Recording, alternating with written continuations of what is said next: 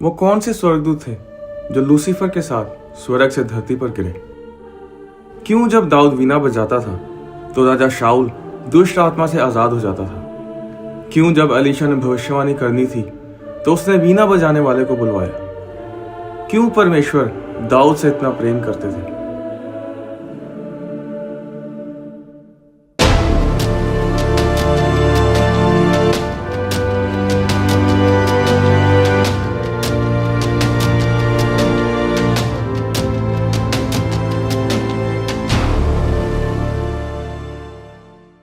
यशाया अध्याय 14 और उसकी 12 आयत में लिखा है, हे भोर के चमकने वाले तारे, तू कैसे आकाश से गिर पड़ा।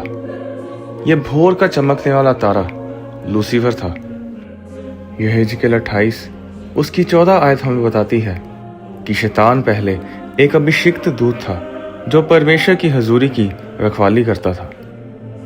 यहेजकेल 28 उसकी 13 में लिखा है कि जब लूसीफर को बनाया गया तब परमेश्वर ने डफ और बांसुली उसी के अंदर बनाई और वो लूसीफर स्वर्ग में वर्शिप लीडर था और वो परमेश्वर के पर्वत पर रहता था और आग वाली चमकने वाली मणियों के बीच चलता फिरता था।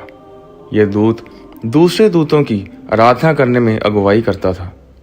अगर आप उस समय में जाएं जब इस दुनिया की सृष्टि की गई थी तो अय्यूब की पुस्तक उसके 38 अध्याय में लिखा है कि जब परमेश्वर इस दुनिया की सृष्टि कर रहा था तो भोर के तारे एक संग आनंद से गाते थे और परमेश्वर के सब पुत्र जय जयकार करते थे।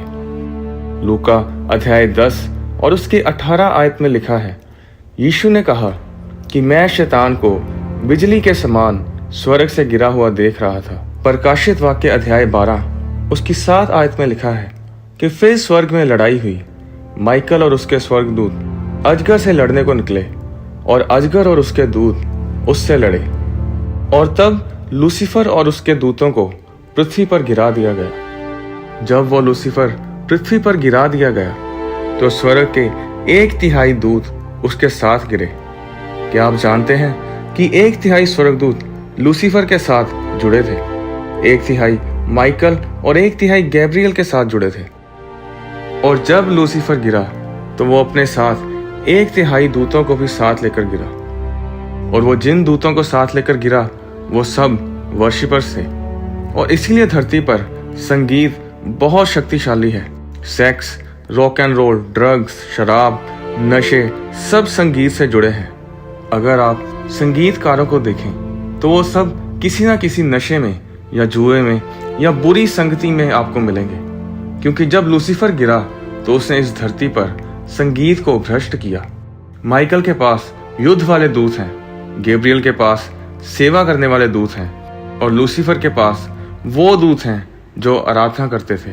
और जब लूसीफर स्वर्ग से गिरा तो मैं वचन से साबित करूंगा कि स्वर्ग ने अपने संगीत को खो दिया। आप सोच रहे होंगे कि दूत तो यीशु मसीह के जन्म पर भजन गा रहे थे। नहीं, लूका अध्याय 2 उसकी 13 में लिखा है कि स्वर्ग दूतों का दल परमेश्वर की स्तुति करता हुआ और ये कहते दिखाई दिए, आकाश में परमेश्वर की महिमा और पृथ्वी पर उन मनुष्यों में जिनसे वह प्रसन्न है शांति हो। प्रकाशित वाक्य 4 उसकी 8 में लिखा है कि स्वर्गदूत स्वर्ग में दिन रात बिना विश्राम कहते रहते हैं, पवित्र पवित्र पवित्र प्रभु परमेश्वर सर्वशक्तिमान, जो था और जो है और जो आने वाला है। प्रकाशित वाक्य 5 उसके 11 में लिखा है कि परमेश्वर के सिंहासन के आसपास स्वर्गदूत ऊंचे शब्द से कहते रहते हैं, वध किया हुआ मेमना ही सामर्थ और धन और ज्ञान और शक्ति और आदर और महिमा और धन्यवाद के योग्य है। प्रकाशित वाक्य अध्याय 7 उसकी 11 में लिखा है, और सारे स्वर्गदूत उस सिंहासन के सामने मुंह के बल गिर पड़े और परमेश्वर को दंडवत करके कहा, आमीन। हमारे परमेश्वर की स्तुति और महिमा और धन्यवाद और आदर और सामर्थ्य और शक्ति युगानुयुग बनी रहे, आमीन। आराधना स्वर्ग में भी होती है और आराधना धरती पर भी होती है, पर आराधना आपके शब्द होते हैं, जैसे कि हालेलुया, परमेश्वर का नाम धन्य हो, परमेश्वर की महिमा हो, परमेश्वर हम तेरी इज्जत करते हैं, तुझे महिमा देते हैं। पर जब लूसीफर 1/3 हिस्सा आराधकों का लेकर गिर गया, स्वर्ग ने अपना भजन खो दिया। दाऊद से पहले गीत तभी गाया गया जब इजरायलियों ने लाल समुद्र को पार किया और जब मूसा ने अपने मरने से पहले इजरायलियों को आशीषित करने के लिए गीत गाया। पुराने समय में चर्च में संगीत ना के बराबर था। संगीत तभी शुरू हुआ जब दाऊद आया, और जब वो वीणा बजाता था तो वह ऐसी वीणा बजाता था कि राजा शाऊल दुष्ट आत्मा से आजाद हो जाता था।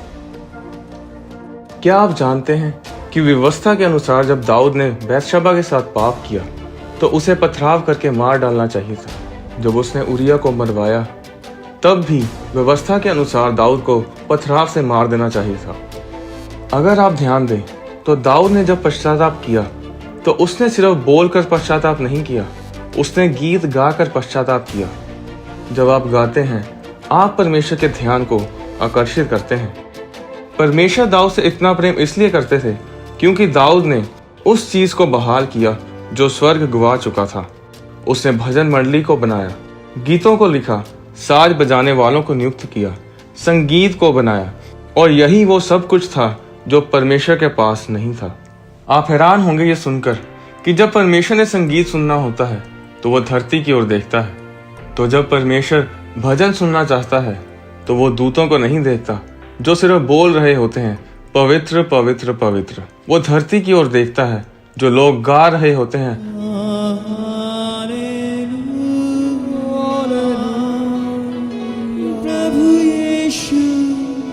जब एलीशा ने भविष्यवाणी करनी थी तो उसने वीणा बजाने वाले को बुलवाया, और जब संगीत बजने लगा तो परमेश्वर की सामर्थ एलीशा के ऊपर आई। शैतान चर्च के संगीत से नफरत करता है और इसीलिए सबसे ज्यादा संघर्ष चर्चिस को संगीत में करना पड़ता है। आपके गीत में सामर्थ है। किसी भी हालात के चलते अपने आप को परमेश्वर के लिए गाने से रोकने ना दें। परमेश्वर आपको आशीष दे।